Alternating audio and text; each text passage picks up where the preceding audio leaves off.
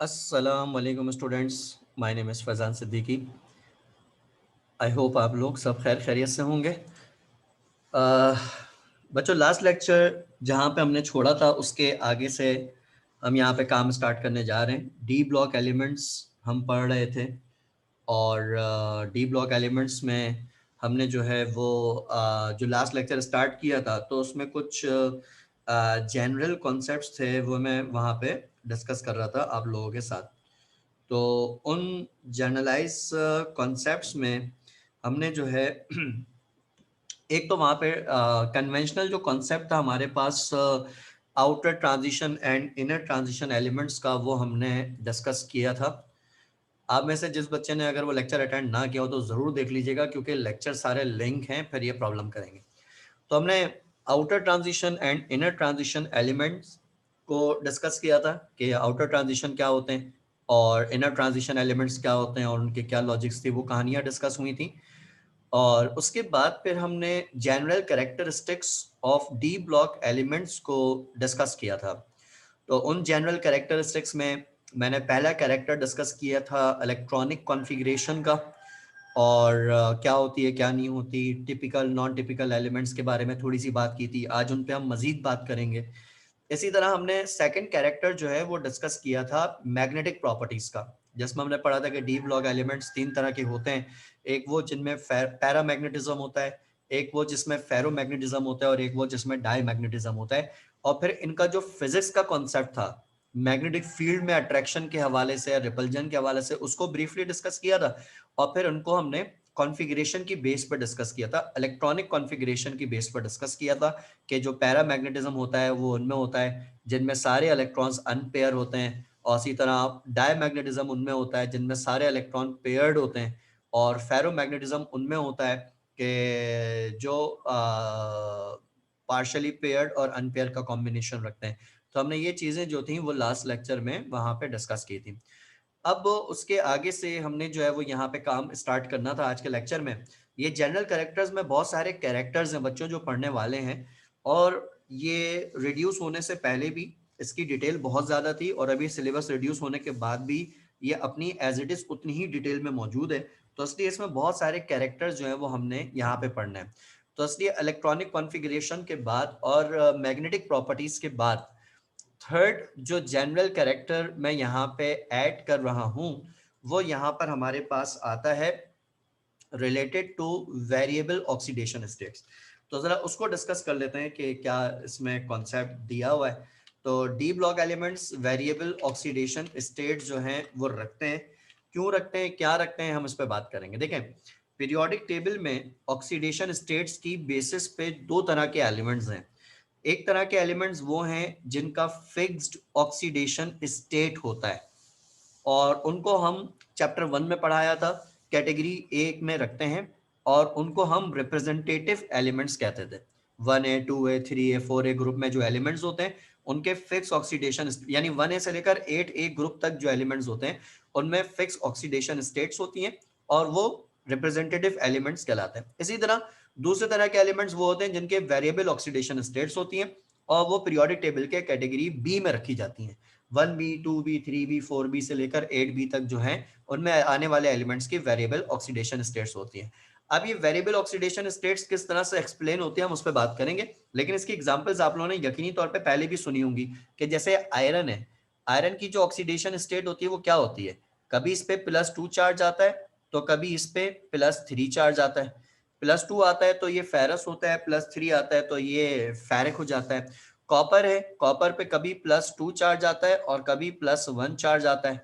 तो +2 होता है तो कॉपर या क्यूप्रिक कहलाता है, +1 होता है तो ये क्यूप्रस कहलाता है। इस तरह मैग्नीज पे बहुत सारे चार्जेस आते हैं। तो हमने आज इसी को डिस्कस करना है कि ये मुख्तलिफ चार्जेस आते क्यों हैं, किन बेसिस पे आते हैं, तो उस पर हम बात करते हैं। देखिए भाई, फॉर एग्जाम्पल एक एलिमेंट की इलेक्ट्रॉनिक कॉन्फ़िगरेशन है और वो इस तरह से एंड हो रही है। आपने पूरी कॉन्फ़िगरेशन लिखी, 1s2 2s2 2 pieces 3s2 3 pieces, इस तरह करते करते कॉन्फ़िगरेशन जाके एंड हुई, सपोज करें 4s2 3d2 पर एंड हो गई, सपोज इस तरह से एंड हो गई। ठीक है, अगर मैं इस कॉन्फ़िगरेशन को यहाँ पे सब ऑर्बिटल के ऊपर यहाँ पे दिखाऊं तो देखें सब ऑर्बिटल के ऊपर किस तरह से दिखाया जाएगा। ये यूं दिखाया जाएगा कि भाई 4s है, इसमें 2 इलेक्ट्रॉन है और 3d है। अच्छा, हमने लास्ट टाइम ये पढ़ा था कि डी ऑर्बिटल के 5 सब ऑर्बिटल्स होते थे। जिस तरह फर्स्ट टाइम में पढ़ाते थे कि पी ऑर्बिटल के 3 सब ऑर्बिटल्स होते हैं, तो इसी तरह हमने पढ़ा था कि जो डी ऑर्बिटल होते हैं उनमें 5 सब ऑर्बिटल्स होते हैं। आपको इन पांचों सब ऑर्बिटल्स के नेम फिंगर टिप पे याद होने चाहिए। उनमें डी एक्स वाई है, डी वाई जेड है, डी जेड एक्स है, d x square minus y square है, डी जेड स्क्वायर है। ये 5 सब ऑर्बिटल होते हैं डी ऑर्बिटल के, और हर सब ऑर्बिटल में मैक्सिमम 2 इलेक्ट्रॉन्स की कैपेसिटी होती है। इसलिए 5 सब ऑर्बिटल्स में टोटल 10 इलेक्ट्रॉन्स की कैपेसिटी होती है। और मैंने एक विकेबुलरी डिस्कस की थी, सबसे नीचे लिखी हुई है कि ये सारे के सारे सब ऑर्बिटल्स यानी d x y, d y z, d z x, d x square y square, d z square, ये पांचों के पांचों सब ऑर्बिटल्स जो होते हैं वो सिमिलर एनर्जी के होते हैं, सेम एनर्जी के होते हैं। तो सेम एनर्जी वाले इन ऑर्बिटल्स को डी जनरेटेड ऑर्बिटल्स का नाम दिया जाता है। ये वोकैबुलरी वैसे ही याद रखिएगा, एमसीक्यूज के पॉइंट ऑफ व्यू से याद रखिएगा। तो अगर पूछा जाए कि व्हाट आर डीजनरेटेड ऑर्बिटल्स, तो you must remember the orbitals having same energy are called degenerated orbitals. So these 5 suborbitals have same energy. So these suborbitals are called degenerated suborbitals. ठीक है, because of having same energy. अब इतनी बात ध्यान में रखिएगा। अब इन सारी बातों को मैं जोड़ के यहाँ पे बात डिस्कस कर रहा हूँ कि भाई अगर इलेक्ट्रॉन की डिस्ट्रीब्यूशन शो करेंगे तो कैसे करेंगे। डी के 5 सब ऑर्बिटल्स हैं, तो एक डी एक्स वाई है, फिर दूसरा जो है वो डी वाई जेड है, फिर तीसरा जो है डी जेड एक्स है, फिर चौथा जो है वो d x square y square है, और फिर पांचवा जो है वो डी जेड स्क्वायर है। ये 5 सब ऑर्बिटल्स हमने पढ़े, ठीक हो गया। अच्छा, अब डी में क्योंकि इस वक्त 2 इलेक्ट्रॉन्स यहाँ पे प्रेजेंट हैं, तो 2 इलेक्ट्रॉन्स प्रेजेंट है, तो उन इलेक्ट्रॉन्स को जब मैं सब ऑर्बिटल पे शो करूंगा तो सब ऑर्बिटल पे किस तरह से शो करूंगा, वो इस तरह से शो होगा कि जो 1 इलेक्ट्रॉन है वो 1 इलेक्ट्रॉन आएगा डी एक्स वाई में, और 1 इलेक्ट्रॉन जो है वो आएगा डी वाई जेड में। फर्स्ट ईयर केमिस्ट्री में ये जो डिस्ट्रीब्यूशन का तरीका होता था इसको हंस रूल का नाम दिया जाता था फर्स्ट ईयर केमिस्ट्री में, कि इलेक्ट्रॉन की इक्वल डिस्ट्रीब्यूशन होती है सब ऑर्बिटल्स में। तो ये इस तरह से बन गया, ठीक हो गया। अच्छा, अब अगर आपके पास ये जो 4s ऑर्बिटल है और जो 3d ऑर्बिटल है, ये जो दो तरह के ऑर्बिटल्स होते हैं, इन दो तरह के ऑर्बिटल में जो एनर्जी का डिफरेंस होता है वो बहुत कम होता है। जरा एक एक बात पे तवज्जो दीजिएगा, क्योंकि ये एक एक बात इंपॉर्टेंस रखती है एक्सप्लेनेशन के लिहाज से भी और एनटीएस पेपर के लिहाज से भी। एक एक बात को जरा ध्यान में रखिएगा।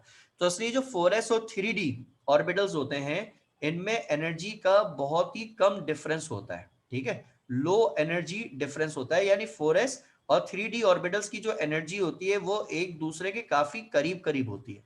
तो इसलिए होता क्या है कि अगर आप 4s वाले ऑर्बिटल में जो इलेक्ट्रॉन है, इस इलेक्ट्रॉन को थोड़ी सी भी एनर्जी दे दें, जैसे आपने इसको एनर्जी दे दी, सपोज करें in the form of photons, radiations की फॉर्म में एनर्जी दी, तो अगर 4s वाले ऑर्बिटल का जो इलेक्ट्रॉन होता है अगर उसको थोड़ी सी भी एनर्जी अपनी सराउंडिंग से मिल जाए तो एनर्जी एब्जॉर्ब करने के बाद 4s में से एक इलेक्ट्रॉन जंप करके 3d ऑर्बिटल में चला जाता है। ये जो ट्रांसफर होता है कि जिसमें 4s ऑर्बिटल को एनर्जी मिली और वो ट्रांसफर होकर 3d वाले में चला गया, तो इस ट्रांसफर को, इस ट्रांजिशन को नाम दिया जाता है S d transition of electron का। ये टर्म कई बार एनटीएस पेपर में आई है कि d block elements show variable oxidation state due to dash. तो याद रखना बच्चों, ये पंच लाइन है, ये चीज याद रखना, ये पंच लाइन है यहाँ पे कि भाई d block element variable oxidation state show करते हैं due to s d transition of electron. S orbital से डी ऑर्बिटल के दरमियान इलेक्ट्रॉन की ट्रांजिशन की वजह से वेरिएबल ऑक्सीडेशन स्टेट जो शो करते हैं। अब इससे हो क्या रहा है, मैं वो चीज आपको समझाना चाह रहा हूं कि देखें, इससे यहाँ पे हो ये रहा है कि जब इलेक्ट्रॉन को फोटोन मिला, 4s वाले इलेक्ट्रॉन को, और उसने फोटोन एब्जॉर्ब किया, और फोटोन एब्जॉर्ब करने के बाद वो 3d वाले में जंप कर गया। तो जब वो 3d वाले में जंप करेगा तो कॉन्फ़िगरेशन में थोड़ा सा चेंज आएगा, और वो चेंज किस तरह का आएगा, वो चेंज कुछ यहां पे इस तरीके से आ जाएगा कि एक इलेक्ट्रॉन क्योंकि 4s से 3d में जंप कर गया, तो 4s में पहले तो 2 इलेक्ट्रॉन्स यहां पे प्रेजेंट थे, जब एक इलेक्ट्रॉन यहां से निकल के इधर जंप कर गया तो जंप करने के बाद कॉन्फ़िगरेशन में चेंज आ जाएगा, और वो चेंज ये आएगा कि 4s में एक इलेक्ट्रॉन रह जाएगा, और वो जो इलेक्ट्रॉन 4s से निकला था वो आगे 3dzx में ट्रांसफर हो जाएगा। यानी जो आगे उसको एम्प्टी ऑर्बिटल मिल रहा है, उस एम्प्टी ऑर्बिटल में, उस खाली ऑर्बिटल में ट्रांसफर हो जाएगा। तो ये जो ट्रांसफर हो रहा है s orbital to d orbital, this transfer is called sd transition of electron. और ये इसलिए हो रहा है क्योंकि s ऑर्बिटल और d ऑर्बिटल में एनर्जी का डिफरेंस बहुत लो होता है, तो लो एनर्जी डिफरेंस की वजह से electron s to d orbital easily transition कर जाता है, sd ट्रांजिशन हो जाती है। अब इससे ऑक्सीडेशन स्टेट का क्या ताल्लुक है?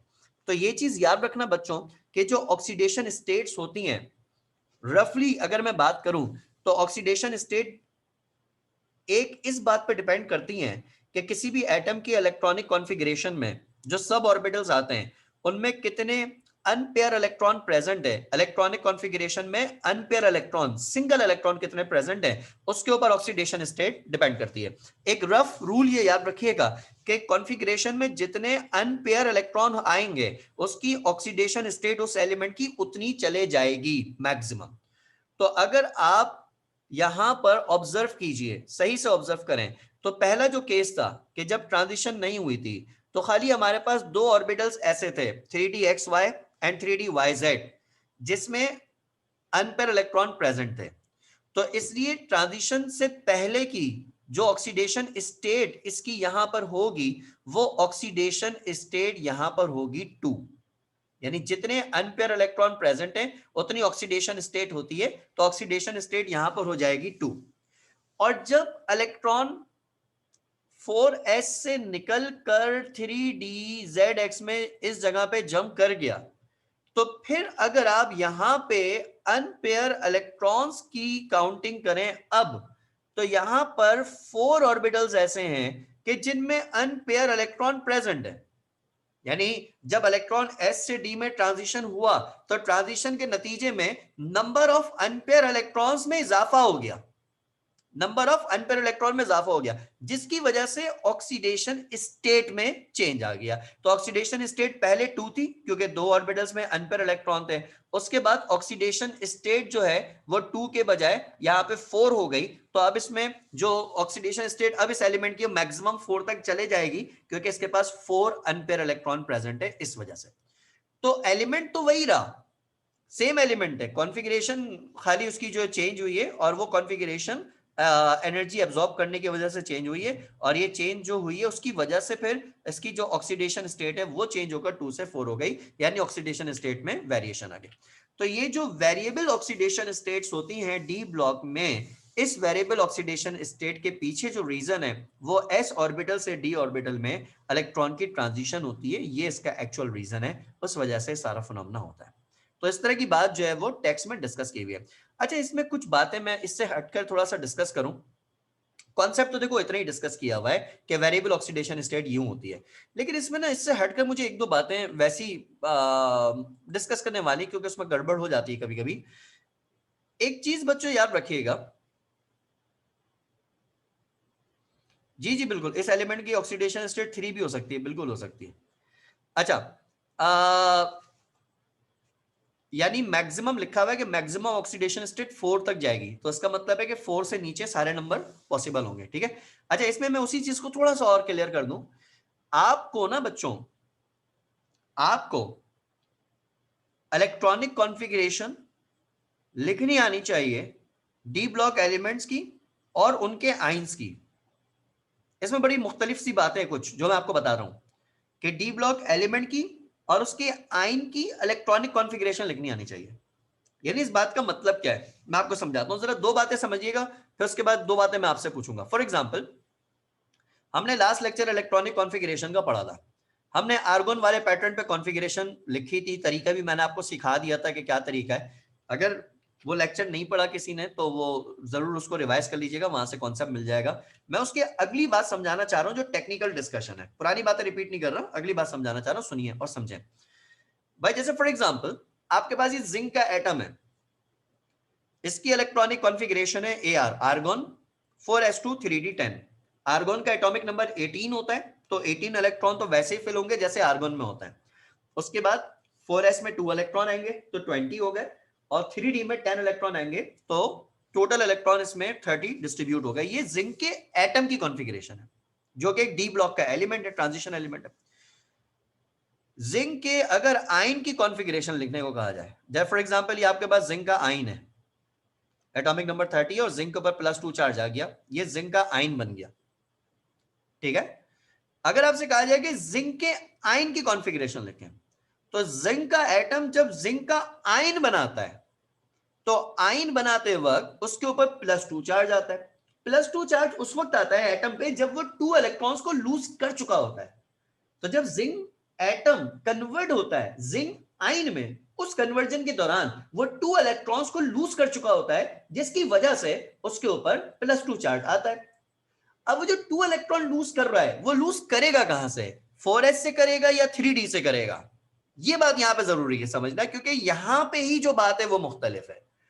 तो ये चीज हमेशा याद रखना, हमेशा इलेक्ट्रॉन जब भी लूज होगा वो हमेशा आउटर शेल में से पहले निकलेगा, उसके बाद फिर इनर शेल से निकलेगा।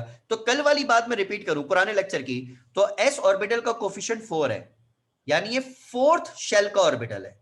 d ऑर्बिटल का कोफिशिएंट 3 है, यानी ये थर्ड शेल का ऑर्बिटल है।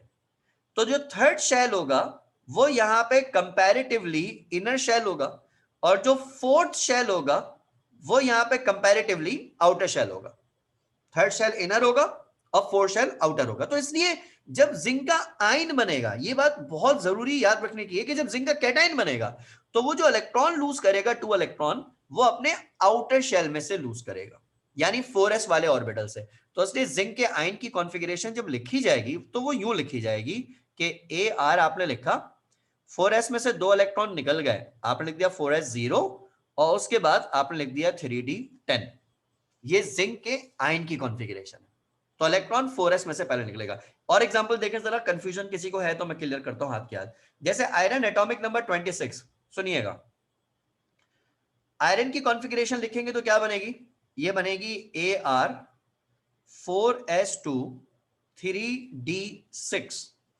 ये आयरन के एटम की इलेक्ट्रॉनिक कॉन्फ़िगरेशन है, 4s2 3d6, ठीक है, एटम की है। अगर आपसे कहा जाए Fe+2 फेरस आयन जिसे कहते हैं, अगर आप उसकी कॉन्फ़िगरेशन यहां पे लिखें, तो जब Fe+2 की कॉन्फ़िगरेशन लिखेंगे तो Fe+2 का मतलब है कि आयरन ने अपने 2 इलेक्ट्रॉन 4s में से लूज कर दिए। तो जब ये 2 इलेक्ट्रॉन 4s में से लूज कर देगा तो इसकी कॉन्फ़िगरेशन कुछ यूं बन जाएगी। फेरस आयन की कॉन्फ़िगरेशन यूं बनेगी कि आपने लिखा AR, उसके आगे आपने 4s में से 2 इलेक्ट्रॉन निकल चुके हैं तो 4s एम्प्टी हो गया, तो 4s 0, और फिर उसके बाद 3d में 6 इलेक्ट्रॉन जो है वो वैसे के वैसे रहेंगे। ये कॉन्फ़िगरेशन ऐसे बनेगी। वैसे नॉर्मली हम क्या करते थे कि जब इलेक्ट्रॉन निकलता था तो आखिरी ऑर्बिटल से इलेक्ट्रॉन निकालते थे, लेकिन यहाँ पे याद रखना आउटर शेल से इलेक्ट्रॉन निकलता है, आउटर शेल 4s वाला है। अच्छा, इसी तरह ये तो Fe+2 हो गया ना। Fe के ऊपर कभी कभी +3 चार्ज भी आता है जब वो फेरिक बन जाता है। Fe+2 फेरस है तो Fe+3 फेरिक है। तो जब वो फेरिक की फॉर्म में होता है, +3 चार्ज आता है, तो अब कॉन्फ़िगरेशन क्या बनेगी? +2 तक तो कॉन्फ़िगरेशन आपके सामने लिखी हुई है। अब Fe+2 मजीद 1 इलेक्ट्रॉन लूज करे तो 1 इलेक्ट्रॉन लूज करने के बाद वो Fe+3 में कन्वर्ट हो जाएगा। तो इसलिए Fe+2 की कॉन्फ़िगरेशन तो वैसे ही ये रही। अब अगर ये मजीद 1 इलेक्ट्रॉन लूज कर रहा है तो वो 1 इलेक्ट्रॉन लूज कहां से करेगा? तो बात सिंपल सी सामने है आपके लिखी हुई कि 4s वाला ऑर्बिटल तो हो गया एम्प्टी। तो जब 4s वाला ऑर्बिटल एम्प्टी हो गया तो 4s ऑर्बिटल के एम्प्टी होने के बाद मजीद अगर इलेक्ट्रॉन निकलना है तो वो इलेक्ट्रॉन कहां से निकलना है? 3d से निकलना है। तो इसलिए Fe+3 की कॉन्फ़िगरेशन बनेगी AR 4s0, 3d में पहले 6 था, एक इलेक्ट्रॉन और निकाल दिया तो 3d5। ये Fe+3 की कॉन्फ़िगरेशन बनेगी। फेरिक के आयन की कॉन्फ़िगरेशन बनेगी। इतनी बात समझ में आ रही है? ये बात जरा याद रखिएगा, ये एनटीएस लेवल का क्वेश्चन है, ये असल में इसके बगैर हमारा टॉपिक इनकम्प्लीट है, ऑल्दो कि बुक में तरीका डिस्कस नहीं की हुई। ये वाली बात जो मैंने इस रेड लाइन के नीचे लिखी हुई है, बुक में डिस्कस नहीं किया हुआ कुछ भी, ये वाली बात। लेकिन देखो ये एनटीएस लेवल का एमसीक्यू है, और अगर आपका पेपर एमसीक्यूज बेस बनेगा तो इस तरह की बात भाई पता होनी चाहिए। एक और एग्जांपल दे देता हूं, फिर मैं आगे बढ़ता हूं जरा इसको। मैग्नीज एटॉमिक नंबर 25, अगर मैग्नीज की कॉन्फ़िगरेशन लिखेंगे तो ये इस तरह से बनेगी कि AR, और आपने लिखी 4s2, और उसके आगे लिखी 3d5। ये मैग्नीज के एटम की कॉन्फ़िगरेशन है, 4s2 3d5। जब आप मैग्नीज के आयन की कॉन्फ़िगरेशन लिखेंगे, मैग्नीज पे बहुत सारे चार्ज आते हैं, +2 आता है, +5 आता है, मैग्नीज पे +7 चार्ज भी आता है। हाईएस्ट चार्ज जो डी ब्लॉक में किसी भी एलिमेंट पे आता है वो मैग्नीज है, +7। ये मैं भी ऊपर पॉइंट बनाता हूं इसका। तो अगर Mn+7 की कॉन्फ़िगरेशन लिखने को कहा जाए तो देखो, +7 का मतलब है कि भाई ये 7 इलेक्ट्रॉन लूज कर रहा है, तो डेफिनेटली वो 7 इलेक्ट्रॉन कहां से लूज करेगा? पहले वो 2 इलेक्ट्रॉन 4s में से लूज करेगा, फिर वो मजीद 5 इलेक्ट्रॉन 3d में से लूज करेगा, यानी टोटल वो 7 इलेक्ट्रॉन लूज करेगा। तो कॉन्फ़िगरेशन इसकी ये हो जाएगी कि AR 4s0, 3d में से भी पांचों इलेक्ट्रॉन निकल गए तो 3d0। ये आपके पास मैग्नीज के आयन की कॉन्फ़िगरेशन है। जिन ऑर्बिटल पे 0 लिखा है उसको अगर आप शो करके 0 लिख रहे हैं जैसे मैंने लिखा है, तो ये ज्यादा बेहतर तरीका है। वरना खाली आप AR लिख दो, आगे कुछ भी ना लिखो, तब भी वो सही है, गलत नहीं है। लेकिन बेहतर तरीका जो प्रेजेंट इसकी रिप्रेजेंटेशन है वो इसी तरह से कि भाई आप उसको इसी तरह से लिखा करें, ये इसका तरीकेकार होता है, ठीक है ना। तो इसलिए भाई ये आपके पास इसकी कॉन्फ़िगरेशन है। अब इसमें मैं एक दो बातें एक्सेप्शनली ऐड करूं, बाकी फिर उसको आप नोट्स में से पढ़ते रहिएगा। वो ये कि भाई पीरियोडिक टेबल में जो हमारे पास डी ब्लॉक्स के एलिमेंट हैं, उसमें याद रखना जो हाईएस्ट ऑक्सीडेशन स्टेट जो जाती है, वो हाईएस्ट ऑक्सीडेशन स्टेट जाती है मैग्नीज की, और ये जाती है कितनी? +7 तक जाती है। जैसे KMnO4 जो होता है उसमें मैग्नीज पे +7 ऑक्सीडेशन स्टेट होती है, ठीक है। तो हाईएस्ट ऑक्सीडेशन स्टेट एक तो आपने याद रखनी है, ठीक है। जितने भी डी ब्लॉक एलिमेंट्स हैं उन सबकी ऑक्सीडेशन स्टेट वेरिएबल है, सिवाय दो एलिमेंट्स के जो कि नॉन टिपिकल हैं। आपको याद है कल लेक्चर में मैंने मार्किंग की थी कि हमारे पास ज्यादातर एलिमेंट टिपिकल हैं, नॉन टिपिकल में दो एलिमेंट्स हैं। कौन कौन से? आपके सामने लिखा हुआ है, scandium and zinc. These are non typical d block elements. इनके बिहेवियर जरा मुख्तलिफ होते हैं डी ब्लॉक से, तो इसलिए इनके बिहेवियर में यहाँ पे भी फर्क है। वो फर्क क्या है, वो डिफरेंस क्या है? वो डिफरेंस ये है कि सारे D block element variable oxidation state रखते हैं, और ये स्पेशल या एक्सेप्शनल केस समझ लें कि हमारे पास ये वाले जो है एलिमेंट्स, यानी कि स्कैनेडियम और जिंक, इनकी ऑक्सीडेशन स्टेट वेरिएबल नहीं होती। इनकी ऑक्सीडेशन स्टेट जब होती है तो फिक्स्ड होती है। जैसे स्कैनेडियम की +3 और जिंक की ऑक्सीडेशन स्टेट +2 होती है। इनके अलावा इन पे कभी भी कोई और चार्ज नहीं आएगा। जिंक पे +2 चार्ज है तो +2 चार्ज आएगा या फिर न्यूट्रल होगा। कभी जिंक आपको +1 नहीं मिलेगा, +3 नहीं मिलेगा, +4 नहीं मिलेगा। स्कैनेडियम पे +3 आएगा तो +3 आएगा, उसके अलावा कोई और नंबर नहीं आएगा। तो इसलिए ये एक्सेप्शनली याद रखिएगा, एक्सेप्शनल पॉइंट्स काम आएंगे एमसीक्यूज में कि भाई ये जो होते हैं ये नॉन वेरिएबल इनकी ऑक्सीडेशन स्टेट्स होती हैं, या आप कह लें कि इनकी फिक्स ऑक्सीडेशन स्टेट्स होती है। इसलिए इनके बिहेवियर दूसरे डी ब्लॉक एलिमेंट के कंपैरिजन में डिफरेंट बिहेवियर होते हैं, ठीक है। तो सब वेरिएबल ऑक्सीडेशन स्टेट रखते हैं, लेकिन जो स्कैनेडियम और जिंक है इनकी ऑक्सीडेशन स्टेट फिक्स होगी, नॉन वेरिएबल होगी। उसकी जिंक की 2 और स्कैनेडियम की 3 होगी। जी बिल्कुल, ऑक्सीडेशन स्टेट पॉजिटिव होगी सबकी, हमेशा नेगेटिव ऑक्सीडेशन स्टेट्स नहीं होती हैं। तो इसलिए ये चीज जरा ध्यान में रखिएगा। अच्छा, अगली बात यहां पे, अगला जो कैरेक्टर है वो कैरेक्टर है कलर कंपाउंड्स का।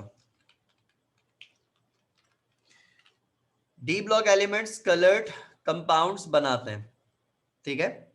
तो कलर्ड कंपाउंड जो बना रहे होते हैं ये किन बेसिस पे बनाते हैं, उसका तरीकेकार क्या होता है, तो थोड़ा सा हम उस पर बात कर लेते हैं कि भाई ये कलर्ड कंपाउंड्स जो हैं वो क्यों बनाते हैं। कलर की पहले तो फिजिक्स की थ्योरी याद रखिएगा, बल्कि कुछ क्वेश्चंस मैं पूछता हूं, मुझे पहले उसके आंसर दीजिएगा, फिर मैं यहाँ पे समझाऊंगा कहानी क्या है। कुछ क्वेश्चंस के आंसर जरा दीजिए।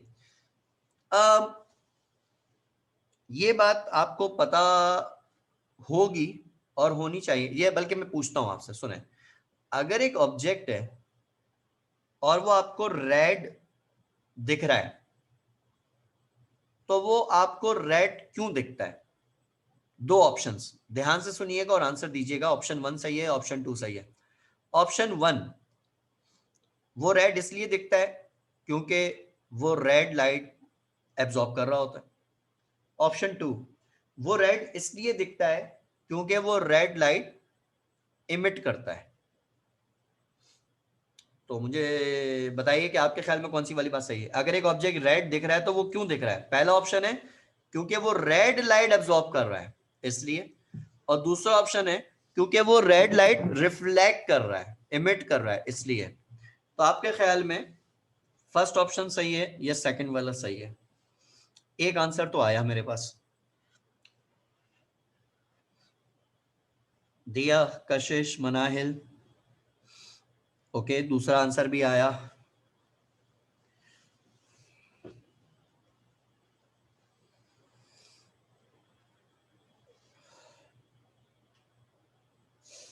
तीसरा आंसर भी आया।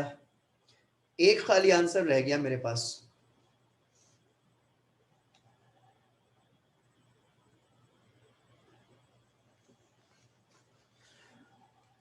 बात जो है वो ये है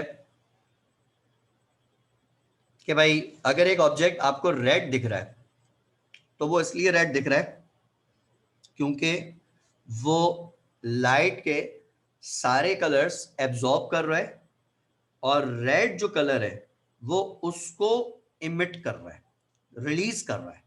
तो कोई भी ऑब्जेक्ट जो कलर इमिट करता है वो उस कलर का दिखता है। यानी अगर कोई ऑब्जेक्ट ग्रीन कलर इमिट करेगा तो वो आपको ग्रीन दिखेगा। अगर कोई ऑब्जेक्ट येलो कलर इमिट कर रहा है तो वो आपको येलो दिखेगा। इतनी बात समझ में आती है सबको? ठीक हो गई? अब अगली बात सुनिए। अगर कोई ऑब्जेक्ट सारे कलर एब्जॉर्ब कर ले तो वो कैसा दिखेगा?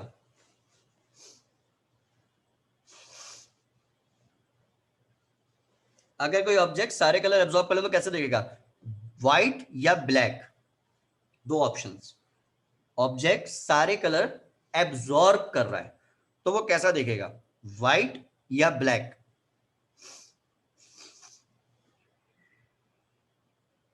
एक आंसर आया मेरे पास। Okay, anyone else? बाकी क्या गूगल कर रहे हैं क्या? नहीं, गूगल नहीं कीजिएगा, जो समझ में आ रहा है वो दीजिएगा। ओके ओके, एक आंसर आया विद इमोजीज के साथ, कि पता नहीं ये वाला सही है गलत है, और वही वाला आंसर सही है जो इमोजी के साथ मेरे पास आया। चलें, कशिश का आंसर सही है इसमें।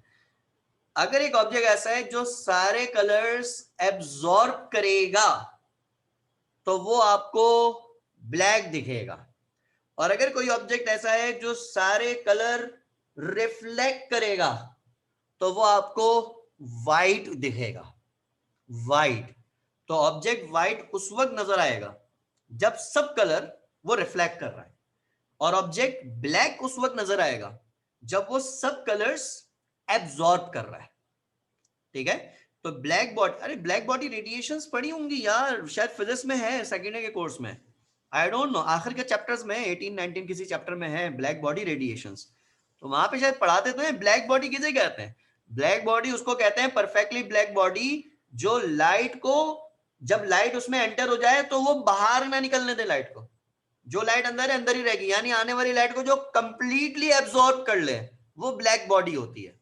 तो आई डोंट नो, पढ़ा होगा यार आप लोगों ने, ये होगी कहानी। एनीवेज, चलें वापस आते हैं 17, चैप्टर 17 में, पता नहीं। अच्छा चलें, अच्छा बात को जरा सुनिएगा। अब यहाँ पे कलर कंपाउंड की ये जो बेसिक है ना, जो मैं बात पूछ रहा था, तो इसकी बहुत इंपॉर्टेंस है इन बातों की, इन कॉन्सेप्ट की। अब जरा यहाँ पे कहानी क्या चल रही है, जरा इस बात को समझें। जो ट्रांजिशन एलिमेंट्स होते हैं वो कलर्ड कंपाउंड्स बनाते हैं। अच्छा, अब ये कलर कंपाउंड क्यों बनाते हैं इसको समझें। जब कोई ट्रांजिशन एलिमेंट, यानी जब कोई डी ब्लॉक का एलिमेंट जाके किसी भी एटम से या किसी भी ग्रुप से कंबाइन होता है, तो कंबाइन होने के बाद उसके ये जो 5 सब ऑर्बिटल्स होते हैं, डी के जो 5 सब ऑर्बिटल्स होते हैं, d x y, d y z, d z x, d x square y square d z square. इन पांचों सब ऑर्बिटल्स की एनर्जी पहले तो रहती है सेम, जब वो किसी से कंबाइन नहीं होता तो इसकी जो एनर्जी है वो यहां पे सेम रहती है। लेकिन जब डी ब्लॉक एलिमेंट किसी एलिमेंट से जाके कंबाइन हो जाता है, कंबाइन हो जाते हैं कंपाउंड फॉर्म करने के लिए, तो उसके कंबाइन होने के नतीजे में ये जो 5 सब ऑर्बिटल्स होते हैं इनकी एनर्जी में चेंज आना शुरू हो जाता है, इनकी एनर्जी में वेरिएशन आना शुरू हो जाती है। अब वो वेरिएशन किस तरह से आती है, क्यों आती है, जरा उसको समझिएगा कि भाई पहले आपके पास 5 सब ऑर्बिटल सेम एनर्जी के थे और जब ये कंबाइन हुए किसी के साथ तो ये 5 सब ऑर्बिटल्स डिफरेंट एनर्जी के हो गए। इनमें से फिर भी कुछ ऐसे होते हैं जिनकी एनर्जी सेम रहती है और कुछ ऐसे होते हैं जिनकी एनर्जी पहले वालों से डिफरेंट हो जाती है लेकिन आपस में सेम रहती है। यानी आसान अल्फाज में बात को समझाऊं तो हम ये कह सकते हैं कि ये जो 5 सब ऑर्बिटल्स हैं डी के, d x y d y z d z x d x square y square d z square, ये जो 5 सब ऑर्बिटल हैं डी के, ये एनर्जी के दो मुख्तलिफ ग्रुप्स में स्प्लिट हो जाते हैं, जिनमें से 3 ऑर्बिटल्स ऐसे होते हैं d x y d y z d z x, ये लो एनर्जी का ग्रुप बनाते हैं और इनकी एनर्जी फिर भी सेम रहती है। और जो आखिर के दो ऑर्बिटल्स थे d x square y square and d z square, ये हाई एनर्जी का ग्रुप बनाते हैं और इनकी एनर्जी आपस में सेम रहती है, यानी d x square y square की एनर्जी डी जेड स्क्वायर के बराबर रहती है और d x y y z z x की एनर्जी आपस में बराबर रहती है। लेकिन ऊपर वाले दो की एनर्जी नीचे वाले 3 की एनर्जी से डिफरेंट होती है, तो ऊपर वाले दो जो होते हैं वो हाई एनर्जी का ग्रुप बनाते हैं। ये स्प्लिटिंग उस वक्त होती है जब कोई डी ऑर्बिटल जाके कंबाइन हो जाता है किसी एटम या ग्रुप से, तब ऐसा होता है। अच्छा, ये तो मैं बुक के हिसाब से पढ़ा रहा हूं कि एनर्जी के दो ग्रुप्स बनाता है, लो एनर्जी का ग्रुप है, हाई एनर्जी का है। सम टाइम स्प्लिटिंग इस तरह से भी होती है कि वो एनर्जी के दो के बजाय 3 मुख्तलिफ लेवल्स में डिवाइड हो जाता है। अभी तो 2 लेवल्स में डिवाइड हुआ है ना, ये पहला लेवल एनर्जी का, ये दूसरा है। लेकिन कुछ केसेस में ऐसा भी होता है कि वो 2 के बजाय 3 लेवल्स में भी डिवाइड हो सकता है, 4 लेवल्स में भी डिवाइड हो सकता है। वो कंपाउंड टू कंपाउंड वेरी करेगा, लेकिन वो लेवल हमारे लेवल में डिस्कस नहीं किया हुआ, तो इसलिए जरा बुक पे वापस आए। तो बात जो है वो ये है कि जब ये डी ऑर्बिटल किसी से कंबाइन होगा तो एनर्जी के दो मुख्तलिफ लेवल्स में डिवाइड हो जाएगा। जो लो एनर्जी वाला लेवल होता है उसके लिए ग्रीक नोटेशन इस्तेमाल की हुई है T2G। It's just a Greek notation, इसका कोई मतलब नहीं, कोई मीनिंग इसका स्पेसिफिक नहीं है, T2G। इसी तरह से जो हाई एनर्जी वाले ऑर्बिटल्स होते हैं उनके लिए ग्रीक नोटेशन इस्तेमाल की हुई है EG। तो ये जस्ट ग्रीक नोटेशन है, इनके लिए इस्तेमाल की हुई है, ये इस तरह से होता है। तो इसलिए ये जो स्प्लिटिंग होती है एनर्जी के दो मुख्तलिफ ग्रुप्स में, तो ये जो स्प्लिटिंग है वो उसी वक्त होगी जब ये जाके किसी के ग्रुप से जाके कंबाइन होगा, तो वहां पे इस तरह का काम हो जाएगा। अच्छा, अब जरा यहां से कॉन्सेप्ट को समझना। बोहर मॉडल बचपन में पढ़ा था कि जब इलेक्ट्रॉन एनर्जी एब्जॉर्ब करता है तो हायर लेवल पर जाता है, रिलीज करता है तो लोअर लेवल पर आता है। अब जरा यहां से बात को समझना। सपोज कीजिए डी ऑर्बिटल में 3 इलेक्ट्रॉन्स प्रेजेंट है। तो 3 इलेक्ट्रॉन प्रेजेंट है तो उसका क्या मतलब होगा बच्चों? 1 इलेक्ट्रॉन डी एक्स वाई में, 1 इलेक्ट्रॉन डी वाई जेड में and 1 electron D z x में। ठीक है भाई, ये इस तरीके से जो है वो यहां पर डिस्ट्रीब्यूशन ऑफ इलेक्ट्रॉन जो है वो यहां पर होगी। और आगे के जो दो ऑर्बिटल्स हैं d x square y square and d z square, ये इस वक्त जो है वो एम्प्टी है, इनमें कोई इलेक्ट्रॉन नहीं है, क्योंकि डी में टोटल 3 इलेक्ट्रॉन्स हैं। तो वो पहले लो एनर्जी वालों को फिल करेंगे, फिर हाई एनर्जी वाले को फिल करेंगे। तो इसलिए ऊपर वाले जो ऑर्बिटल है वो फिलहाल एम्प्टी हैं, नीचे वाले ऑर्बिटल में 3 इलेक्ट्रॉन्स प्रेजेंट है, 1 1 1। अच्छा, अब आगे क्या होगा बच्चों? आगे सिचुएशन ये होगी कि सपोज करें, अब सपोज कीजिएगा सारी बातें, कि सपोज करें कि आपने इस डी ऑर्बिटल को यहां पर व्हाइट लाइट प्रोवाइड की। ठीक है, सबको पता है कि व्हाइट लाइट जो होते हैं उसमें 7 कलर्स होते हैं, विप ग्योर वाले। ऐसा ही है, वॉयलेट होता है, इंडिगो होता है, ब्लू होता है, ग्रीन होता है, येलो होता है, ऑरेंज होता है, रेड होता है। विप ग्योर जिसे हम कहते हैं, जो कि रेनबो के 7 कलर्स होते हैं, सबको पता है ये वाली बात। ठीक है, तो आपने व्हाइट लाइट दी, तो व्हाइट लाइट का मतलब है आपने कितने कलर दिए? आपने इसको 7 कलर दे दिए। अब हर कलर की अपनी एक खास फ्रीक्वेंसी होती है जो दूसरे से डिफरेंट होती है। और हर कलर का फोटोन एक खास एनर्जी रखता है जो कि दूसरे से डिफरेंट होता है।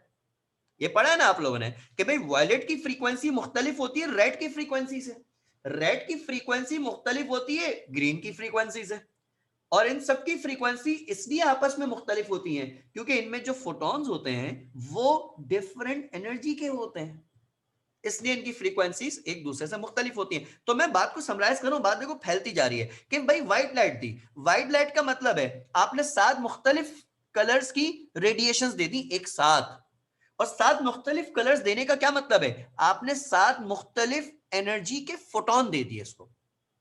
अब फोटोन एनर्जी का पैकेट है और आप 7 तरह के packet, 7 different types of packets इसको दे रहे हैं। तो अब होगा क्या, अब यहां पर जो इलेक्ट्रॉन प्रेजेंट होता है, ये जो इलेक्ट्रॉन यहां पे प्रेजेंट होता है, इसके पास 7 मुख्तलिफ तरह के फोटोन आ रहे हैं। अब उनमें से ये सारे फोटोन एब्जॉर्ब नहीं कर पा रहा, कुछ फोटोन ऐसे हैं जो ये एब्जॉर्ब करेगा, कुछ फोटोन ऐसे हैं जो ये एब्जॉर्ब नहीं कर पाएगा। अब मैं यहां पे एक हाइपोथेटिकल बात करता हूं कि ये जो 7 आपने फोटोन इसको दिए हैं व्हाइट लाइट की शक्ल में, 7 मुख्तलिफ एनर्जी के फोटोन दिए, सपोज करें ये बहुत अच्छा इलेक्ट्रॉन था और इसने उन 7 में से 6 मुख्तलिफ एनर्जी के फोटोन सक्सेसफुली एब्जॉर्ब कर लिए, 6 मुख्तलिफ तरह के फोटोन ये एब्जॉर्ब कर लिए, कोई एक फोटोन था ऐसा जो वो एब्जॉर्ब नहीं कर पाया। तो अगर 6 तरह के फोटोन भी एब्जॉर्ब करें तो क्या होगा, अगर ये इलेक्ट्रॉन फोटोन एब्जॉर्ब कर रहा है तो फोटोन एब्जॉर्ब करने का मतलब सिंपल ये है कि ये इलेक्ट्रॉन एनर्जी को एब्जॉर्ब कर रहा है। तो भाई जब कोई इलेक्ट्रॉन एनर्जी एब्जॉर्ब करेगा तो एनर्जी एब्जॉर्ब करने पर इलेक्ट्रॉन की अपनी जो एनर्जी है वो एनर्जी वहां पे क्या होगी, इंक्रीज हो जाएगी। समझ में आ रही बात, इलेक्ट्रॉन है आपने फोटोन दिया उसने एब्जॉर्ब कर लिया, जब फोटोन एब्जॉर्ब किया तो मतलब इलेक्ट्रॉन ने एनर्जी एब्जॉर्ब कर ली, और जब इलेक्ट्रॉन की एनर्जी फोटोन एब्जॉर्ब करने के नतीजे में बढ़ेगी तो एनर्जी इंक्रीज होने के नतीजे में ये इलेक्ट्रॉन ट्रांजिशन कर जाएगा हायर एनर्जी वाले ऑर्बिटल की तरफ, ईजी वाले ऑर्बिटल की तरफ ट्रांजिशन कर जाएगा। अभी T2G में रखा हुआ था, अब ये ईजी में चला गया क्योंकि इसको बाहर से फोटोन मिला था, फोटोन मिलने का मतलब है कि ये एनर्जी लेकर आगे निकल गया। अब होगा क्या, सपोज इस इलेक्ट्रॉन ने 6 तरह के फोटोन एब्जॉर्ब कर लिए थे कामयाबी से, कोई एक फोटोन एब्जॉर्ब ये नहीं कर पाया था, तो जो 6 फोटोन इसने एब्जॉर्ब किए वो फोटोन इस इलेक्ट्रॉन की एनर्जी का हिस्सा बन गए। जो 7वां फोटोन ये एब्जॉर्ब नहीं कर पाया वो 7वां फोटोन जो होगा वो यहां से रिफ्लेक्ट हो जाएगा। सपोज करें जो 7 फोटॉन्स दिए थे उनमें से 6 एब्जॉर्ब कर लिए और इसने ग्रीन लाइट का फोटोन एब्जॉर्ब नहीं कर पाया किसी वजह से, तो अगर ये ग्रीन का फोटोन एब्जॉर्ब नहीं कर पाया तो ग्रीन जो होगा वो यहां से रिफ्लेक्ट हो जाएगा, और जब ये ऑब्जेक्ट ग्रीन लाइट को रिफ्लेक्ट करेगा तो ये ऑब्जेक्ट आपको नजर कैसा आएगा, ग्रीन। अगर इसने ब्लू का फोटोन एब्जॉर्ब नहीं किया तो ब्लू लाइट का फोटोन यहां से रिफ्लेक्ट हो जाएगा, यानी जो एब्जॉर्ब नहीं कर पाया वो फोटोन यहां से रिफ्लेक्ट हो जाएगा, बाहर आ जाएगा। तो जो फोटोन यहां से बाहर निकलेगा ये ऑब्जेक्ट आपको उस कलर का नजर आएगा। तो अगर ये ऑरेंज फोटोन निकाल रहा है तो ये ऑरेंज नजर आएगा, अगर ये रेड का फोटोन एब्जॉर्ब नहीं कर पाया तो ये आपको रेड नजर आएगा। ये इस तरह से होगा। और ये जो ट्रांजिशन हो रही है, ये वाली ट्रांजिशन इसकी बात कर रहा हूं मैं, ये ट्रांजिशन स्टार्ट हुई डी ऑर्बिटल से, डी एक्स वाई से, और ये ट्रांजिशन एंड हुई d x square y square के ऊपर। तो ऐसी ट्रांजिशन जो डी से स्टार्ट होकर डी पे खत्म होती है, तो इस तरह की जो ट्रांजिशन होती है इसको नाम दिया जाता है D d transition of electron का। ये बहुत इंपॉर्टेंट पंच लाइन है, आप एनटीएस के पेपर उठा के देखें तो आपको ये वाली टर्म अक्सर पूछी हुई मिलेगी, ये आपको एनटीएस के टेस्ट में बहुत फ्रीक्वेंटली ये पॉइंट मिलता है कि भाई transition elements show coloured compounds due to dash, और उसके नीचे ऑप्शन में सारी बातें लिखी होती हैं। तो यू मस्ट रिमेंबर कि transition element show coloured compound due to d d transition of electrons. ये d d transition of electron की वजह से कलर्ड कंपाउंड्स बनाते हैं। Transition element show variable oxidation state due to, transition element variable oxidation state क्यों रखते हैं, because they execute s d transition of electron. तो इसलिए ये पॉइंट याद रखिएगा बच्चों कि जब एसडी ट्रांजिशन ऑफ इलेक्ट्रॉन होती है वहां पे होती हैं वेरिएबल ऑक्सीडेशन स्टेट्स, और जब डीडी ट्रांजिशन ऑफ इलेक्ट्रॉन होती है तो वहां पर कलर्ड कंपाउंड्स बनते हैं। ये ऐसा होता है। लेकिन अभी जिंक की एक्सप्लेनेशन बाकी है। जिंक ऐसा डी ब्लॉक एलिमेंट है जो बाज दफा ऐसी हरकतें कर जाता है जो कि बाकी डी ब्लॉक एलिमेंट से ना हो पाती हैं। इसीलिए तो मैंने कल पढ़ाया था, पीछे लेक्चर में पढ़ाया था कि सब टिपिकल डी ब्लॉक एलिमेंट है, लेकिन जिंक खास तौर पे सबसे बिगड़ा हुआ एलिमेंट है और ये non typical d block element की कैटेगरी में आता है। तो नॉन टिपिकल में मैंने खास तौर पे जिंक को हाईलाइट किया था। स्कैनेडियम में, लेकिन स्कैनेडियम कुछ जगहों पे डिफरेंट बिहेवियर रखता है, हर जगह पे नहीं, लेकिन जिंक तो हर जगह पे अलग बिहेवियर रखता है। तो यहां पर जिंक का बिहेवियर सुन लें कि कलर्ड के हवाले से जिंक क्या कहानी करता है। जिंक के जरा स्पेशली इसी कलर को मैं जिंक के ऊपर भी बता देता हूं, जिंक में क्या मसला आता है। जिंक का जो डी ऑर्बिटल होता है वो कंप्लीटली फिल होता है, ठीक है। डी में 10 इलेक्ट्रॉन होते हैं, कंप्लीटली फिल होता है। तो इसलिए डिस्ट्रीब्यूशन ऑफ इलेक्ट्रॉन कैसे होगी? डिस्ट्रीब्यूशन ऑफ इलेक्ट्रॉन ऐसे होगी कि 10 इलेक्ट्रॉन डिस्ट्रीब्यूट करने हैं तो 2 इलेक्ट्रॉन डी एक्स वाई में, 2 इलेक्ट्रॉन डी वाई जेड में, इसी तरह से 2 इलेक्ट्रॉन डी जेड एक्स में, इसी तरह से 2 electrons d x square y square में, और इसी तरह से 2 इलेक्ट्रॉन डी जेड स्क्वायर में। तो इस तरह टोटल 10 इलेक्ट्रॉन्स की डिस्ट्रीब्यूशन हो गई। ये जिंक की कॉन्फ़िगरेशन है। अच्छा, हम ये यहां पे वही वाला एक्सपेरिमेंट करते हैं। हम क्या कर रहे हैं, हम जिंक को यहां पे व्हाइट लाइट देते हैं। जिंक के मसले जरा मुख्तलिफ नोयत के, जरा समझना, ठीक है ना।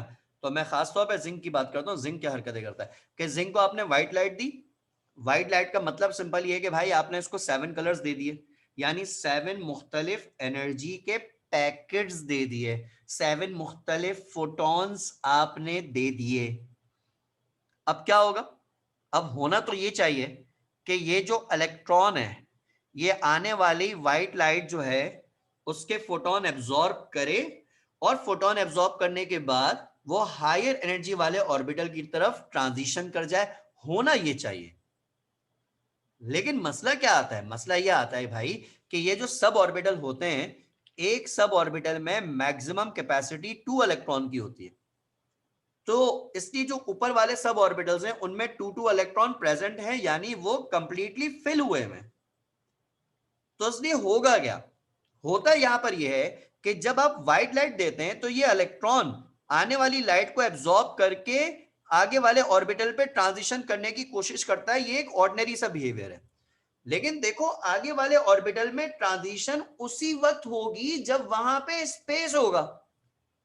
अगर वहां पे स्पेस ना हो तो इलेक्ट्रॉन आगे वाले ऑर्बिटल में ट्रांजिशन ही नहीं कर पाएगा। ये कराची में चलने वाली बस थोड़ी है कि जो भरी हुई होती है तब भी वो कंडक्टर बैठा देता है, आ जाओ भाई आ जाओ। ये चिंची जो हमारी रोजमर्रा जो चलती है कहानी, ये वो कहानी थोड़ी है। तो भाई वहां पे जितना स्पेस है इलेक्ट्रॉन उतने पहले ही प्रेजेंट है। ऊपर वाले ऑर्बिटल्स की बात कर रहा हूं कि जितना स्पेस है इलेक्ट्रॉन पहले ही वहां पे उतने प्रेजेंट हैं। तो इसलिए जब आगे स्पेस नहीं होगा तो इसलिए फिर लोअर एनर्जी से इलेक्ट्रॉन हायर एनर्जी वाले ऑर्बिटल की तरफ ट्रांजिशन नहीं कर पाएगा। क्यों नहीं कर पाएगा? एनर्जी नहीं है इस वजह से नहीं कर पाएगा? नहीं, ये रीजन नहीं है। ट्रांजिशन इसलिए नहीं कर पाएगा क्योंकि आगे वाले ऑर्बिटल जो प्रेजेंट हैं उनमें स्पेस अवेलेबल नहीं है। तो इसलिए इस केस में यहां पे डी डी ट्रांजिशन नहीं होगी। तो no d d transition of electron. ओहो, no d d transition of electron. इस केस में डी से डी में ट्रांजिशन ही नहीं हो पाएगी क्योंकि स्पेस ही अवेलेबल नहीं है, तो ट्रांजिशन कहां से होगी? तो अब होगा क्या इस केस में कि जब ये इलेक्ट्रॉन देख रहा है, जब ये वाला इलेक्ट्रॉन, ये वाला, जब ये इलेक्ट्रॉन देख रहा है कि आगे जाने का तो स्पेस ही नहीं है, तो इसलिए इलेक्ट्रॉन क्या करेगा? फिर ये इलेक्ट्रॉन यूं करेगा कि इसको जो आपने व्हाइट लाइट दी, ये इलेक्ट्रॉन उस आने वाली व्हाइट लाइट को एब्जॉर्ब ही नहीं करेगा। आपने जो लाइट दी, ये इलेक्ट्रॉन वो पूरी की पूरी लाइट रे जो है उसको यहां से रिफ्लेक्ट कर देगा ऐसे। तो इसका रिजल्ट क्या निकलेगा? इसका रिजल्ट यहां पे ये निकलेगा कि आपने जितनी लाइट दी वो सारी लाइट यहां से वापस रिफ्लेक्ट हो गई। और स्टार्टिंग में मैंने पूछा था आप ही लोगों से कि अगर कोई बॉडी आने वाली व्हाइट लाइट के सारे कलर्स पूरी तरह से रिफ्लेक्ट कर दे, तो वो आपको क्या नजर आएगी, ब्लैक या व्हाइट? तो बात सिंपल ये है कि अगर कोई बॉडी आने वाले सारे कलर रिफ्लेक्ट कर दे तो बॉडी आपको नजर आएगी कैसी, व्हाइट। तो इसलिए जिंक के केस में सारी आने वाली लाइट रिफ्लेक्ट हो जाती है वापस से, तो इसलिए आपको ये नजर आता है व्हाइट। और केमिस्ट्री में व्हाइट कोई कलर नहीं होता, तो इसलिए आप क्या कहेंगे कि जिंक कलरलेस होता है। तो इसलिए ये पॉइंट अक्सर पूछा जाता है कि भाई जिंक जो है वो कलरलेस कंपाउंड्स बनाता है क्यों? तो भाई जिंक में याद रखिएगा, ये पंच लाइन याद रखिएगा कि जिंक में डी ट्रांजिशन ऑफ इलेक्ट्रॉन नहीं होता। तो डी ट्रांजिशन ऑफ इलेक्ट्रॉन के ना होने की वजह से वो आने वाली तमाम लाइट को वापस रिफ्लेक्ट कर देता है, और उसके नतीजे में वो कलरलेस कंपाउंड वहां पर फॉर्म करता है। तो जिंक का जो मामला है वो कुछ इस तरीके से होता है, ठीक है जी। तो इसलिए जरा इसको ध्यान में रखिएगा कि भाई ये बिहेवियर है। ये जो पूरी स्टोरी मैंने आपको यहाँ पे पढ़ाई समझाई, ये पूरी की पूरी स्टोरी जो यहाँ पर है ये कहलाती है क्रिस्टल फील्ड थ्योरी। इस नाम से ये बुक में मौजूद है, और ये क्रिस्टल फील्ड थ्योरी कहलाती है। मैं इसका नाम यहाँ पे लिख देता हूँ, क्रिस्टल फील्ड थ्योरी। जिन्होंने कलर्स के बिहेवियर को एक्सप्लेन किया हुआ है, CFT करके जो है वो यहाँ पे इसको शॉर्ट में लिखा जाता है। तो क्रिस्टल फील्ड थ्योरी वालों ने ये पूरी एक्सप्लेनेशन दी है कि भाई इस तरह से बिहेवियर में चेंजेस आते हैं। तो ये आइडिया आप लोगों को होना चाहिए इसका, ठीक है भाई। तो इसलिए बच्चों ये चीज, ये पॉइंट ध्यान में रखिएगा कि भाई ये जो कलर्ड कंपाउंड्स बनते हैं वो कलर्ड कंपाउंड्स किस वजह से बन रहे होते हैं। तो ये आइडिया आप सब लोगों को होना चाहिए, ठीक हो गया जी। अच्छा, एक कैरेक्टर और छोटा सा ऐड कर लेता हूं, अभी थोड़ा सा टाइम है तो मैं एक छोटा कैरेक्टर पढ़ा लेता हूं, क्योंकि इसके बाद मैंने एक और हैवी कैरेक्टर जो है वो पढ़ाना है, लेकिन it requires almost 1 hour to explain single character. इतना बड़ा कैरेक्टर है इसके आगे जो मुझे पढ़ाना है, तो एक छोटा कैरेक्टर मैं यहाँ पे सिर्फ छोटा सा समझा देता हूँ कि वो कौन सा कैरेक्टर है। सुनिएगा, एक कैरेक्टर यहाँ पे नंबर 5 पे जो मैं यहाँ पे ऐड कर रहा हूँ वो ये ऐड कर रहा हूँ मेल्टिंग पॉइंट का, ठीक है। सिंपल कैरेक्टर है, आई होप आप आसानी से बात को पिक भी कर लेंगे। तो जरा देख लीजिएगा। इस कैरेक्टर स्टार्ट करने से पहले मुझे बता दें, कल किसी की कोई क्लास तो नहीं है संडे को? क्योंकि कल मेरा इरादा है कि मैं आपके पे शाम के टाइम प्रोबेबली क्लास लूँ 5 बजे के करीब, या 6:30 पे लूँ क्लास, मेरा इरादा है। 5 o'clock या 6:30 पे किसी की कोई क्लास है तो मुझे बता दें, अगर नहीं है तो फिर जाने दें। आबिद फ्री हैं, दिया और कशिश आप बता दें, बाकी स्टूडेंट ऑन एंड ऑफ आते हैं, तो इसलिए अगर उनका आने जाने का ज़्यादा मसला नहीं है, मनाहिल आती हैं अक्सर, फ्री हैं, ठीक है जी। दिया, मेरे ख्याल में दिया आप भी फ्री होंगी। अगर फ्री हैं तो बहुत अच्छी बात है, फिर या तो 5 o'clock में रखूंगा, या फिर जो है वो मैं 6:30 पे रखूंगा। वो मैं आप लोगों को बता दूंगा किस टाइम में रखूंगा, ठीक है ना, क्योंकि छोटे छोटे पार्ट में ब्रेक करके पढ़ाना पड़ेगा, बड़े हैवी हैवी कॉन्सेप्ट हैं, तो मैं भी थक जाता हूँ उसको पढ़ाने में भाई। अच्छा भाई, तो मेल्टिंग पॉइंट के हवाले से हम थोड़ा सा एक दो बातें डिस्कस कर लेते हैं कि मेल्टिंग पॉइंट्स पे इनका क्या बिहेवियर है, डी ब्लॉक एलिमेंट्स का। तो थोड़ा सा इस पे हम बात करते हैं। देखें भाई, 2-3 एटम्स में बना लेता हूँ, इसको देख लें सारे, इसको समझ लें सारे। हम्म,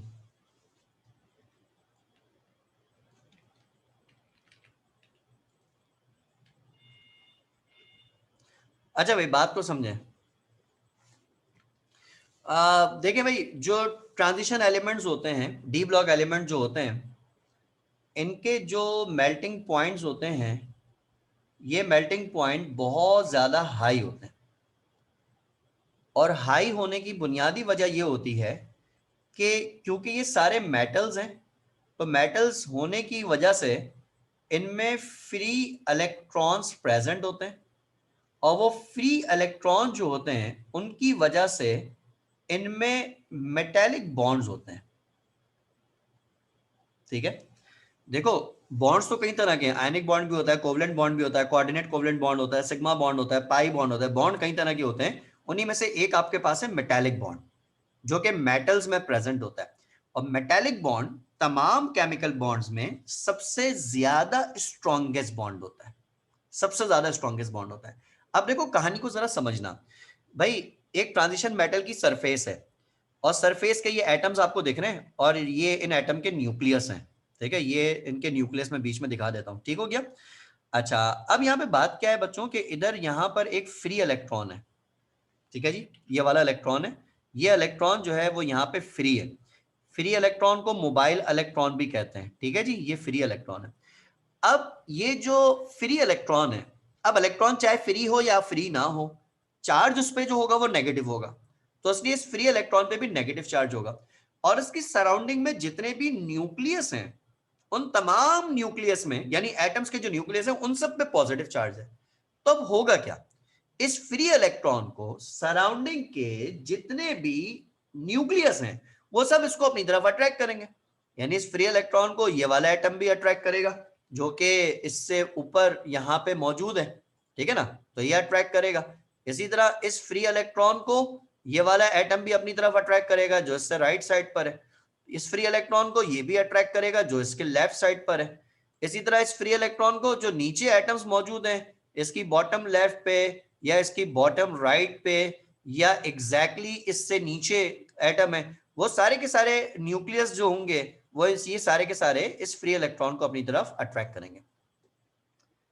अब इलेक्ट्रॉन एक है और उसको अट्रैक्ट इतने सारे न्यूक्लियस कर रहे हैं, तो इस एक इलेक्ट्रॉन की वजह से हो क्या रहा है, आप एक चीज ऑब्जर्व करें तो इनडायरेक्टली क्या हो रहा है, इनडायरेक्टली ये हो रहा है कि जैसे ये जो एटम है ये अपने सराउंडिंग के उन तमाम एटम्स को अट्रैक्ट कर रहा है जो फ्री इलेक्ट्रॉन्स को अट्रैक्ट कर रहे हैं।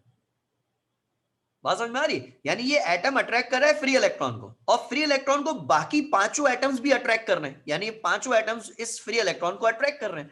तो अब ये जो एटम है अगर ये फ्री इलेक्ट्रॉन को अट्रैक्ट कर रहा है तो बेसिकली इस फ्री इलेक्ट्रॉन के थ्रू वो पांचों एटम्स को अट्रैक्ट कर रहा है। इसी तरीके से अगर ये वाला एटम है, ये एटम अगर फ्री इलेक्ट्रॉन को अट्रैक्ट कर रहा है तो उसकी अट्रैक्शन फ्री इलेक्ट्रॉन पर लग रही है और फ्री इलेक्ट्रॉन को पीछे पांच दूसरे एटम अट्रैक्ट करके रखे हुए। तो अब ये जो ऊपर वाला एटम है वो इस फ्री इलेक्ट्रॉन के थ्रू बाकी पांचों एटम्स को अपनी तरफ अट्रैक्ट कर रहा होगा। इसी तरह हर एटम के साथ होगा, हर एक एटम बाकी तमाम एटम्स को थ्रू फ्री इलेक्ट्रॉन अट्रैक्ट करेगा, जिसकी वजह से क्या होगा कि हर एटम में इतनी सारी अट्रैक्शन की फोर्सेस आ जाएंगी, यानी पहले एटम को दूसरा तीसरा चौथा पांचवा छठा सारे एटम अट्रैक्ट कर रहे हैं, दूसरे एटम को पहला तीसरा चौथा पांचवा छठा सारे एटम अट्रैक्ट कर रहे हैं, तीसरे एटम को पहला दूसरा चौथा पांचवा छठा सारे एटम अट्रैक्ट कर रहे हैं। तो जिसकी वजह से क्या होगा कि जब इतनी सारी अट्रैक्टिव फोर्सेस इन एटम्स के दरमियान होंगी due to this free electron, तो उसका रिजल्ट ये निकलेगा कि इन अट्रैक्टिव फोर्स को इनको ब्रेक करना बहुत डिफिकल्ट हो जाएगा, जिसकी वजह से इनको ब्रेक करने के लिए हाई टेम्परेचर चाहिए होगा। और हाई टेम्परेचर चाहने का मतलब सिंपल ये है कि यहां पर हाई मेल्टिंग पॉइंट्स होंगे, क्योंकि मेल्ट उसी टाइम होता है जब ये फोर्स ब्रेक होती है, और ये जो फोर्सेस होती हैं इन फोर्सेस को मेटेलिक बॉन्ड्स का नाम दिया जाता है। तो वो फोर्स जो एटम और फ्री इलेक्ट्रॉन के दरमियान में लगती है उसको मेटेलिक बॉन्ड का नाम देते हैं, और डी ब्लॉक एलिमेंट्स में मेटेलिक बॉन्ड्स प्रेजेंट होते हैं due to presence of these free electrons, और इन मेटेलिक बॉन्ड्स की वजह से इनका जो मेल्टिंग पॉइंट होता है वो बहुत ज्यादा हाई होता है। ये बात है, ठीक है ना। तो इसलिए एक ये वाला कैरेक्टर जो है ना बच्चों, ये कैरेक्टर आप लोग सारे के सारे जो है वो याद रखेगा किस तरह से होता है। तो मैं फिलहाल इसको यहीं पे रोकता हूँ, इंशाल्लाह ताला नेक्स्ट क्लास मेरी कोशिश है कल संडे को मैं क्लास लूंगा, उसके बाद में मंडे ट्यूसडे शायद मेरा बिजी डे हो जाए तो मैं गैप लूँ और फिर मैं वेडनेसडे को क्लास लूंगा, ताकि चीज़ों को जो है हम क्विकली वाइंड अप की तरफ लेके चले जाएं, हम इस तरह से करेंगे, ठीक है बेटा। अच्छा, दूसरा है कि बच्चों चैप्टर वाइज टेस्ट के लिए तैयार रहेगा, एक बात मैं क्लियर कर दूं ऑन रिकॉर्ड, ताकि जो बच्चे बाद में भी सुने तो वो भी समझ लें कि आप लोगों के नंबर ऑफ टेस्ट बढ़ेंगे, ठीक है। जो जो चैप्टर्स पढ़ा दिए, अभी तो चैप्टर 4 का मैंने एक टेस्ट लिया है, उसके अलावा बाकी जो जो चैप्टर्स मैंने पढ़ा दिए हर चैप्टर का मैं इंडिविजुअली टेस्ट लूंगा। कुछ के मैंने लिए भी हैं तो मैं पुराने वाले भी रिपीट करूंगा, और कुछ के नहीं लिए हैं उन सब के मैं इंडिविजुअली टेस्ट लूंगा। तो 10-11 चैप्टर हैं, 10-11 टेस्ट तो ये हो जाएंगे, ठीक है। उसके बाद बच्चों जब पूरे बुक के अलग अलग चैप्टर्स के इंडिविजुअल टेस्ट हो जाएंगे तो फिर मैं पूरी बुक का एक सिंगल टेस्ट लूंगा बड़ा, जिसमें रिड्यूस सिलेबस के जो टॉपिक्स हैं सिर्फ उनका टेस्ट होगा। अभी चैप्टर वाइज टेस्ट तो पूरे चैप्टर्स के हैं, क्योंकि पूरे चैप्टर्स मैंने पढ़ाए हैं तो पूरे चैप्टर के टेस्ट में लूंगा, लेकिन जब सारे चैप्टर्स इंडिविजुअली टेस्टिंग कर लेंगे तो फुल कोर्स का रिड्यूस सिलेबस का एक टेस्ट लूंगा बड़ा, तो असली तकरीबन 12 के करीब टेस्ट आपके होंगे इंशाल्लाह ताला विद इन अ मंथ। मेरी पूरी कोशिश है 1 महीने में सारे टेस्ट हो जाएं, तो इसलिए जरा आप लोग बस टेस्ट के लिए तैयार रहिएगा। मैं आपको टॉपिक बताऊंगा, लिंक शेयर करूंगा, कोशिश कीजिएगा उसको अवेलेबल टाइम लिमिट के अंदर आप लोग कर लें। अगर मैं कहता हूं कि भाई मैं कल इस टॉपिक का, इस चैप्टर का टेस्ट लूंगा, तो बेहतर है कि आप उसको रिवाइज कर लें। मैं ख्याल में मैंने चैप्टर नंबर 1 का अनाउंस भी किया हुआ है, तो बेहतर ये कि आप उसको रिवाइज करें और टेस्ट दें।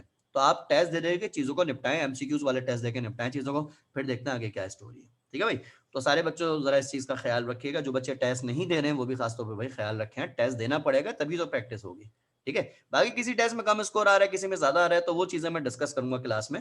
तो इसलिए अभी पिछला जो टेस्ट हुआ है, अभी कुछ बच्चों ने नहीं दिया है, तो मैं अभी डिस्कस नहीं कर रहा, लेकिन कल मैं संडे की क्लास लूंगा, तो संडे वाली क्लास में उस टेस्ट के अंदर जो प्रॉब्लम है, तो उस प्रॉब्लम को जो है मैं वहां पे फिर डिस्कस करूंगा। ठीक है ना, तो उसके आबिद वाला क्वेश्चन भी जो आपने दिया वो भी मैं संडे वाले लेक्चर में उसके साथ ही मिलाकर डिस्कस कर लूंगा, कोई मसला नहीं है। तो संडे में तो थोड़ा सा टाइम ज्यादा होगा, मेरी असल में अभी 1:45 पे अगली क्लास है, 15 मिनट के गैप से, तो इसलिए मैं इसको जरा ब्रेक लेना चाह रहा था यहाँ पे हल्का सा लंच का। तो वो इंशाल्लाह संडे को टाइम मेरे पास होगा शाम में, तो मैं जो भी पुराने टेस्ट के क्वेश्चंस हैं वो मुझे बता दीजिएगा, एक आध क्वेश्चन आबिद का भी वो भी मैं एक्सप्लेन कर दूंगा, तो कोई मसला नहीं है। ठीक है बच्चों, चले, थैंक यू सो मच बच्चों, इंशाल्लाह कल कंटिन्यू करते हैं। टेक केयर, खुदा हाफिज।